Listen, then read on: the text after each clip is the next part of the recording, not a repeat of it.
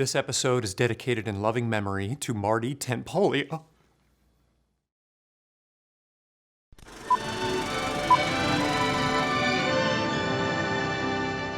Greetings and welcome to Earthling Cinema. I am your host, Garyx Wormuloid.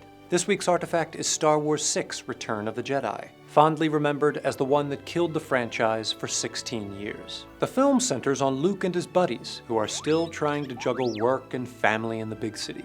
Leia breaks into a giant slug's house and melts Han back into human form. Unfortunately, she gets captured and sentenced to objectification. Luke arrives and gets himself captured too, but they don't have a bikini in his size, so the slug decides to throw his big mouth into a big mouth. A fight ensues, and fan favorite Boba Fett is given the honorable send-off he deserves.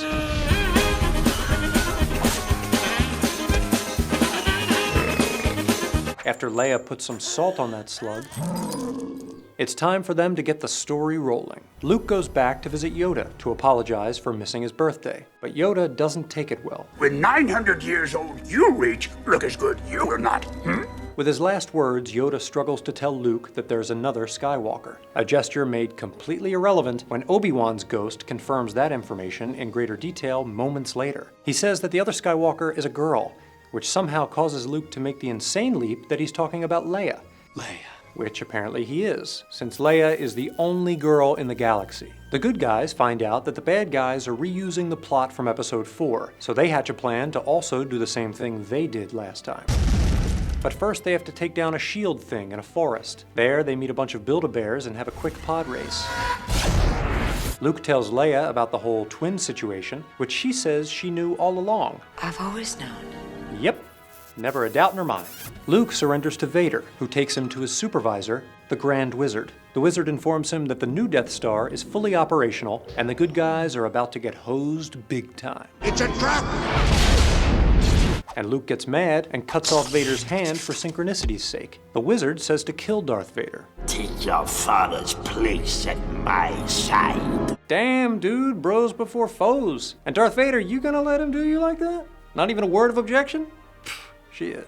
Fortunately, Luke still puts dads before cads and politely gives the wizard his 2 weeks' notice. I'll never turn to the dark side. What's a new thing they can throw in there?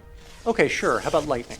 After 2 whole minutes of silently watching his own flesh and blood get tortured, Vader fulfills the American dream by throwing his boss over the railing, something that a supremely powerful being who can manipulate objects with his mind is powerless to stop. Luke takes off Vader's mask and Vader dies of sun exposure. Meanwhile, the teddy bears snuggle some chumps to death, and the good guys lower the shield, allowing the mayor of Cloud City to fly into the Death Star and blow it up real nice. Then they all stay and party on the forest planet, a place to which they have no connection, rather than going back home. It's not like they have families or anything. Speaking of family, Leia intentionally makes Han think that she's dumping him for Luke just to be an asshole. You love him. Yes. And Luke burns his father's body at a haunted house. Like its predecessors, Return of the Jedi contrasts the Empire's cold reliance on technology with the more humanistic nature of the Rebellion and its allies.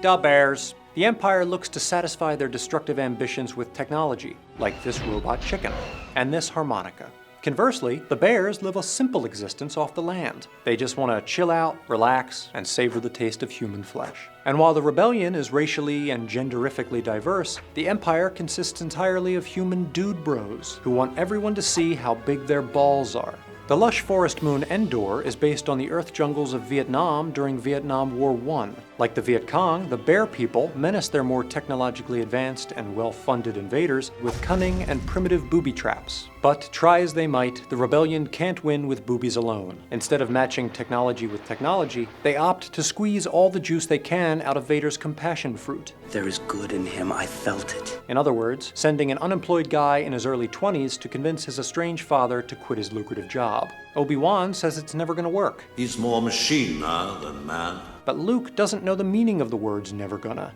since he's an idiot. However, once Vader sees that Luke is never gonna give him up or let him down, he chooses to run around and desert his old principles, proving that self-sacrifice is the most human thing there is. Was. Same difference. This transition from machine to man can also be heard in the film's music, provided one has ears. The menacing and mechanical Vader theme shifts in tempo, rhythm, and instrumentation to become light and organic at the moment of father-son reconciliation. This ties into Earth musician Richard Wagner's concept of the leitmotif, or a recurring musical phrase that is associated with a theme, such as the Force, or a character such as Leia, or an idea such as mortality.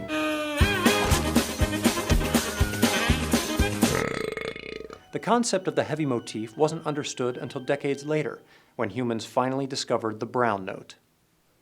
For Earthling Cinema, I'm Garyx Wormuloid. Live long and prosper.